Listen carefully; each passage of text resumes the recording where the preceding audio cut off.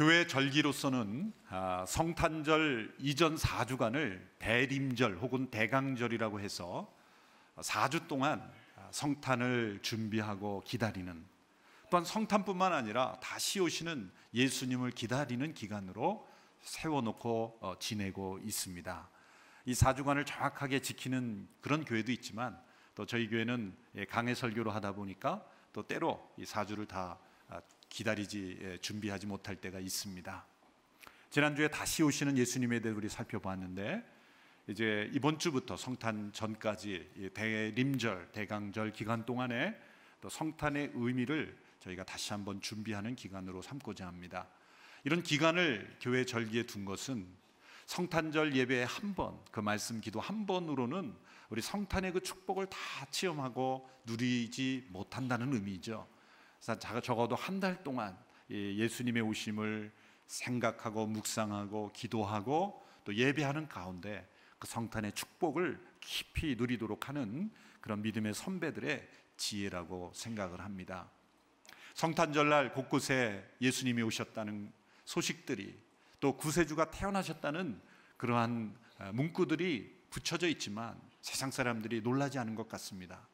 화려한 크리스마스 트리와 장식에는 눈길을 기울이지만 정작 그 메시지, 기쁘다 구주 오셨네, 당신을 위한 당신의 죄를 용서하시고 당신을 구원하신 예수님이 오셨다는 소식에는 그다지 귀를 기울이지 않는 것 같습니다. 그 이유가 무엇일까요? 곰곰이 그 이유를 생각해 보면 우리 자신이 그 성탄의 기쁨을 누리지 못하고 있기 때문입니다. 성탄 예배를 드리는 성도들의 모습 속에 놀람이 없어요. 기쁨이 없습니다. 성탄을 맞이하는 크리스찬의 마음 속에도 성탄을 기대하는 마음이 없기 때문에 세상 사람들이 그렇게 성탄을 기다리지 않는 이유이죠.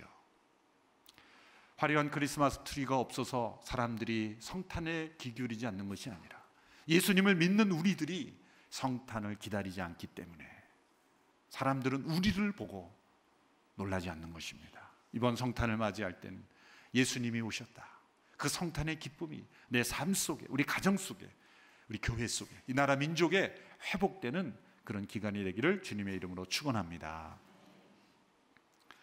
성경에 나타난 크리스마스 이야기는 요셉과 마리아가 베들레헴으로 여행하는 것으로부터 시작합니다.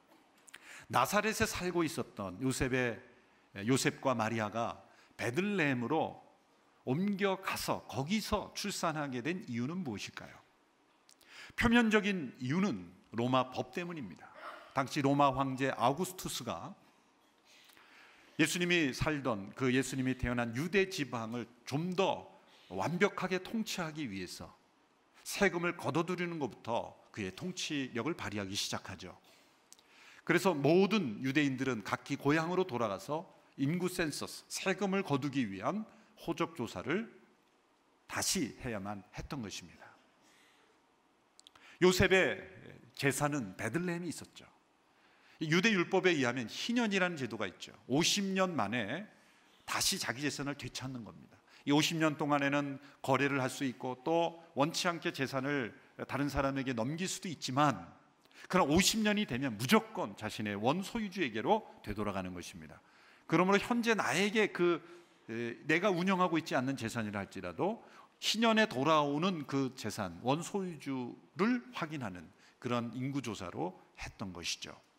그래서 요셉과 마리아는 베들레헴으로 가야만 했던 것입니다. 그때 마리아는 만삭된 몸이었습니다. 그 만삭된 몸이라 할지라도 가야만 할 만큼 로마 법은 철저하고 확실하고 강력했던 것입니다. 아마도 로마 황제의 명령이 아니라면 요셉과 마리아가 거기까지 갈 이유가 없었던 것이죠. 그러나 표면적인 이유보다 더 중요한 이유가 있습니다. 그것은 하나님께서 메시아를 베들레헴에서 태어나도록 하시기 위해서 나사렛에 살고 있던, 그리고 머지않아 자녀를 출산하게 될 시점에 이른 마리아를 요셉과 함께 베들레헴으로 옮기도록 하셨다는 거예요. 아우구스투스 황제는 자신의 정치적 목적을 위해서 천하로 다 호적하라 명령을 내렸지만, 하나님은 그 당시의 세계 역사의 가장 강력한 지도자의 그 지시를 이용해서 베들레헴에서 메시아가 태어나도록 하나님은 섭리하셨던 거예요.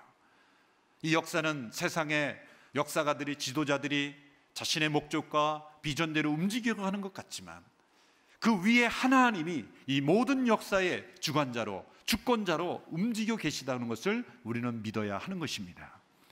하나님은 베들레헴에서 태어나도록 하시기 위해서, 그 예수님을 베들레헴에서 나도록 하시기 위하여 로마 황제를 움직이셨던 겁니다. 만일 그런 로마 황제의 강력한 지시와 명령이 없었더라면 만삭된 여인이 굳이 베들레헴으로 그렇게 옮겨갈 이유가 없었던 것이죠. 여기 하나님은 이 베들레헴이라는 장소를 하나님이 중요하게 생각했다는 것을 알 수가 있습니다.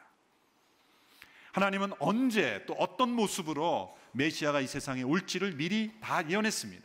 그뿐만 아니라 어디로 오시는 것까지도 예언하셨습니다.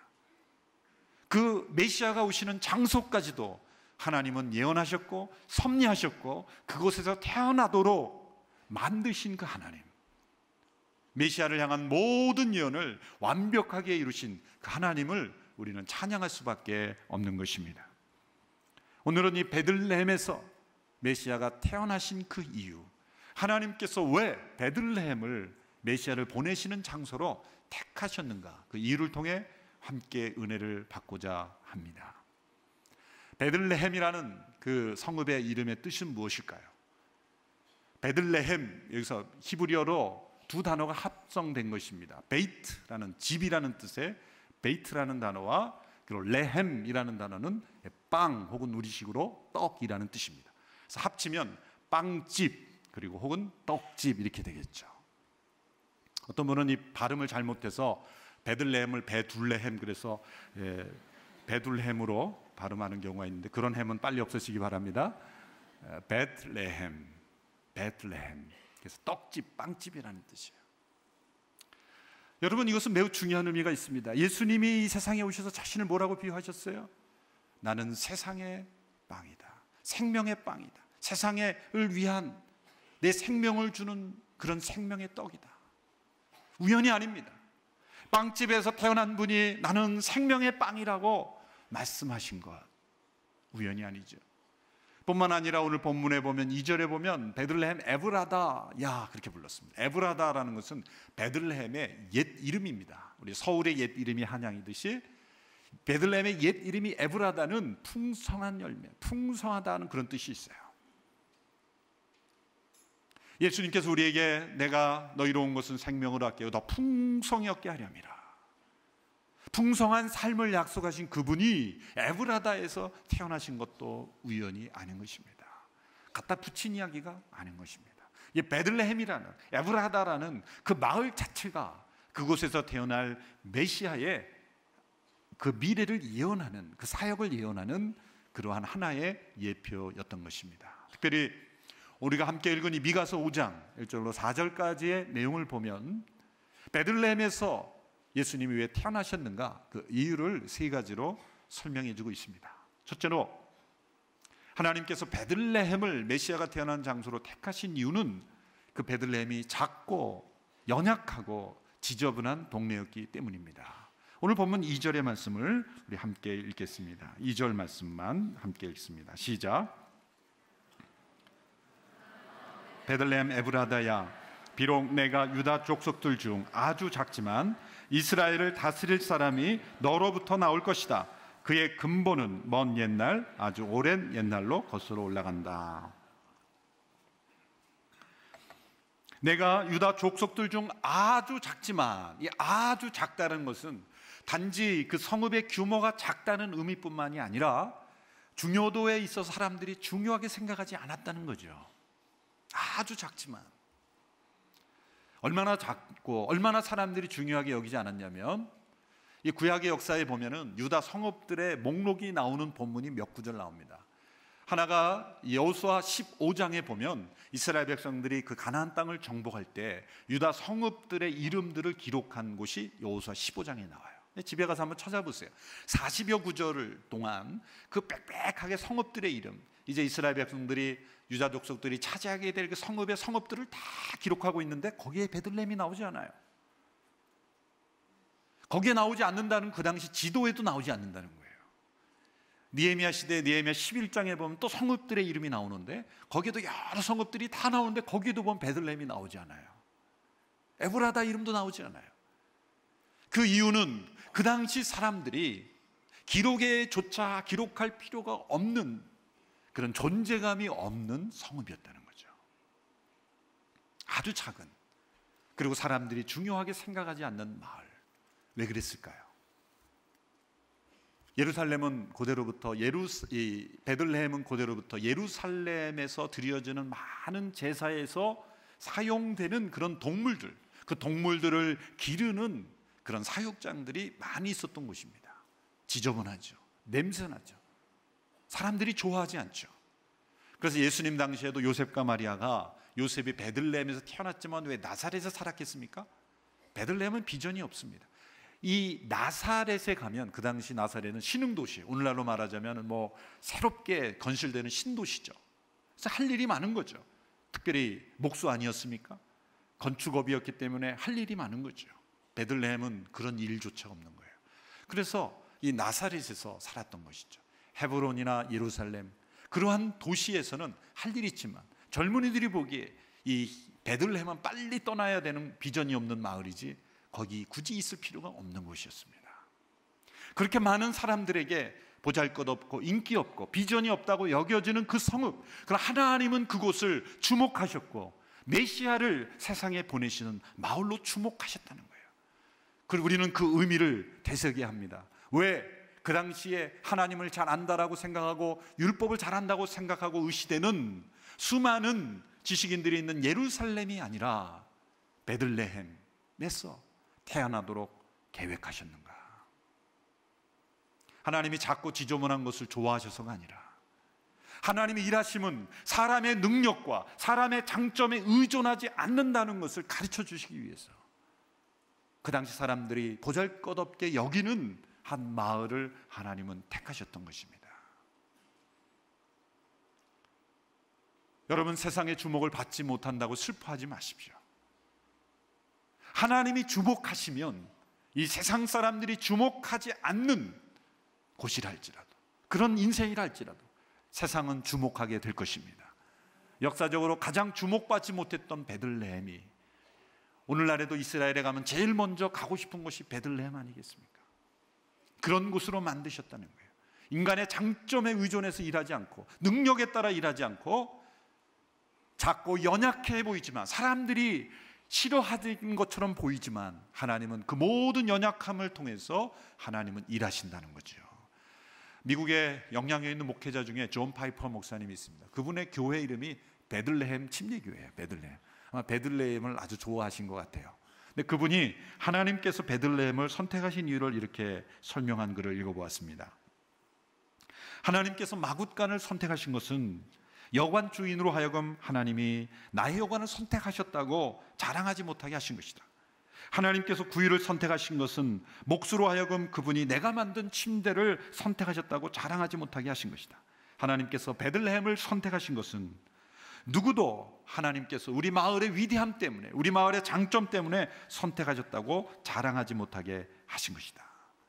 하나님은 작고 연약하고 지저분한 동네, 그 동네에서도 가장 지저분한 곳에서 가장 지저분한 물건에 누이시는 메시아를 통해서 이 세상의 어느 누구도 그가 가진 것, 그가 사는 곳, 그가 가진 장점 때문에 하나님이 나를 선택하셨다라고 말하지 못하게 하시기 위해서,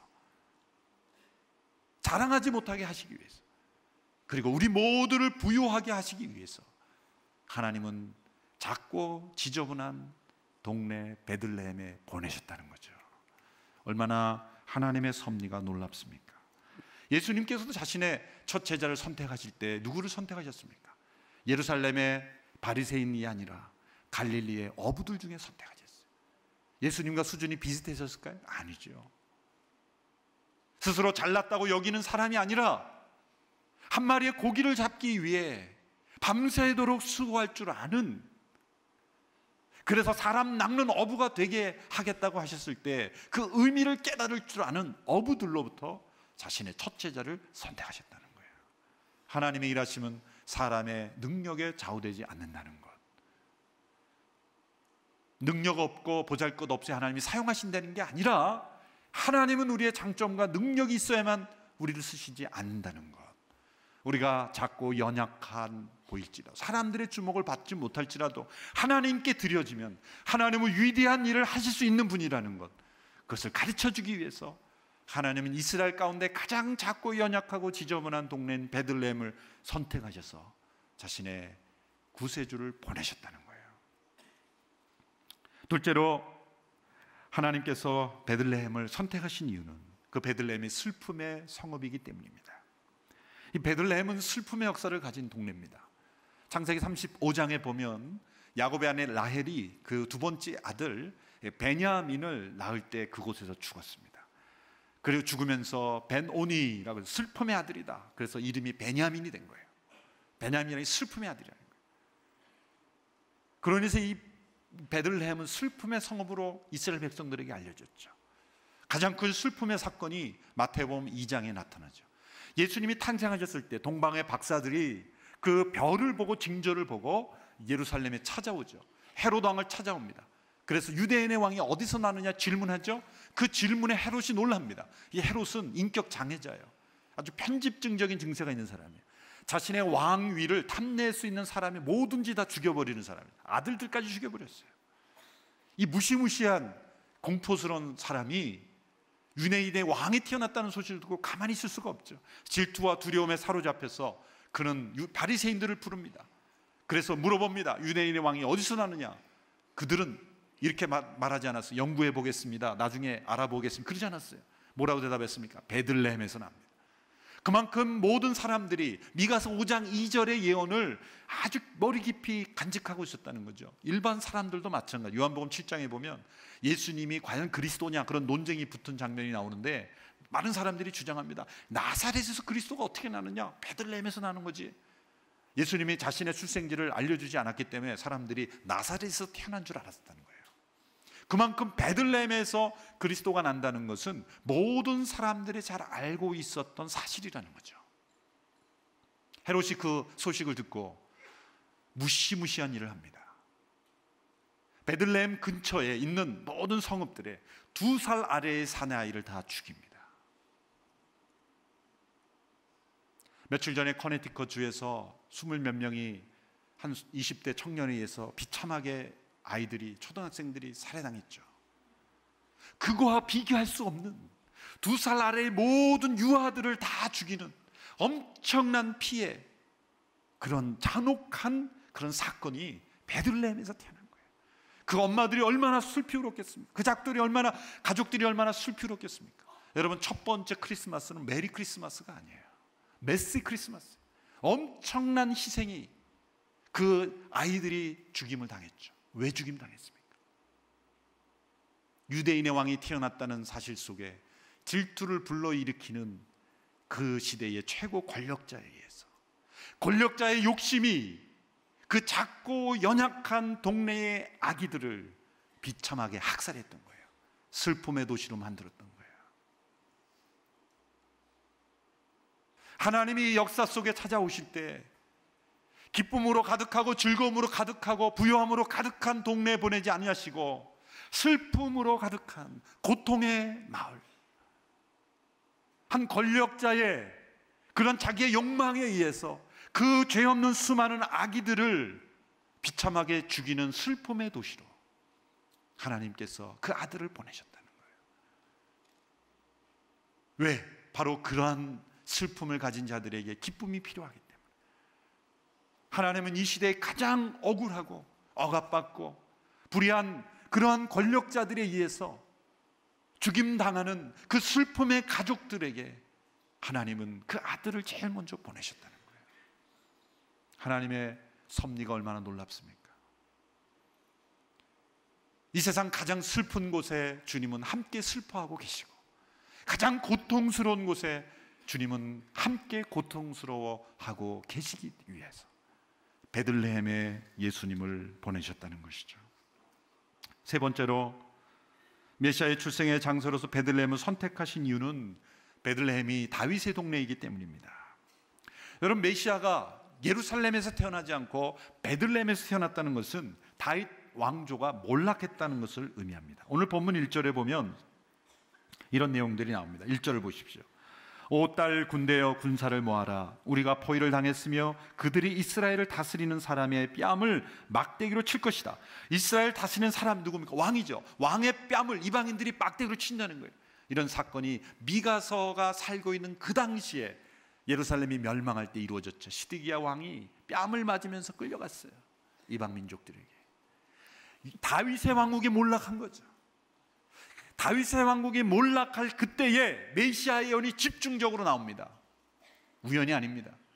이 메시아에 대한 예언이 집중적으로 나오는 것은 다윗 왕권이 몰락할 때, 그때 어떤 예언들이 집중적으로 주어진지 아십니까? 대표적으로 예레미야와 이사야 말씀을 보십시오. 예레미야 23장 5절 말씀 같이 한번 읽어볼까요? 시작. 여호와의 말이다. 보라, 그날이 오리니 그때 내가 다윗에게 의로운 나뭇가지를 일으킬 것이다. 그가 왕으로서 지혜롭게 통치하고 이 땅에서 정의와 의를 실천할 것이다. 이사야 11장 10절. 그날에 이새의 뿌리가 나타나 민족들의 깃발이 될 것이다. 나라들이 그에게 찾아오고 그가 있는 곳은 영화롭게 될 것이다. 이사야, 예레미야 모두가 다 멸망 직전에 있었던 그런 상황이 예언했던 사람들. 다윗 왕권이 몰락할 때에 이들이 예언한 건 뭡니까? 다윗 왕권은 몰락했지만, 정치적 왕국은 몰락했지만 다윗의 후손으로 오시는 새로운 다윗, 그 다윗의 가지에서 태어나는 한 인물을 통해 그 하나님의 나라가 임할 것이다. 그 나라는 영원할 것이다.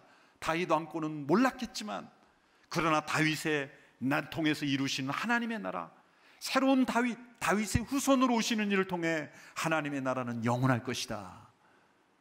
집중적인 메시아 예언이 나오는 거죠. 그래서 그 다윗의 동네에서 베들레헴에 태어나도록 하신 거예요. 다윗이 베들레헴에서 태어났거든요. 룻기라는 구약의 책이 있죠.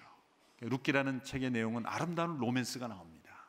룻이라는 여인이 아주 멋있는 남자 보아스, 여러분 모든 우리 여성들은 보아스 같은 남편을 만나시기를 축원합니다. 또 모든 남편들은 룻과 같은 여인을 만나기를 축원합니다. 나오미 같은 시어머니는 원하시면 그렇게 기도하시면 그런 시어머니도 또 감사하게 받을 줄 알게 되기를 바랍니다. 그런데 이 룻기는 단순 로맨스를 보여주는 게 아니에요. 그 내용은 뭡니까? 나오미란 여인이 남편과 함께 모압으로 잘 살기 위해서 이주했습니다. 그곳에서 남편과 두 아들이 죽어요. 그래서 모압 며느리 두 여인과 함께 돌아오다가 한 여인은 돌아가고 룻만 나오미와 함께 되돌아옵니다. 돌아온 고향이 어디입니까? 베들레헴입니다. 그 룻기의 가장 중요한 포인트는 그 장소가 마을이 베들레헴이라는 거예요. 베들레헴. 돌아오는 건 쉽지 않았어요. 왜? 고향을 버리고 그 작은 마을, 너무 서로 잘 아는 관계죠. 그런데 이방 땅으로, 그 당시에 모압이라는 건 굉장히 적대적인 그런 분위기였죠. 그 모압에 갔다가 두 아들이 죽고 남편이 죽고 돌아온다는 것은 굉장히 수치스러운 일이에요. 그럼에도 불구하고 돌아올 수밖에 없어서. 왜? 살아야 되기 때문에. 근데 그것은 단순한 살기 위한 이동이 아니었어요. 하나님께서 왜 그 남편과 두 아들 데려가셨습니까? 베들레헴으로 다시 되돌아오게 하셔서. 그 룻과 보아스를 결혼을 시킴으로 인해서 태어난 자녀가 누굽니까? 다윗의 할아버지 오벳이에요. 그 오벳의 아들이 이새고 이새의 아들이 다윗인 거예요.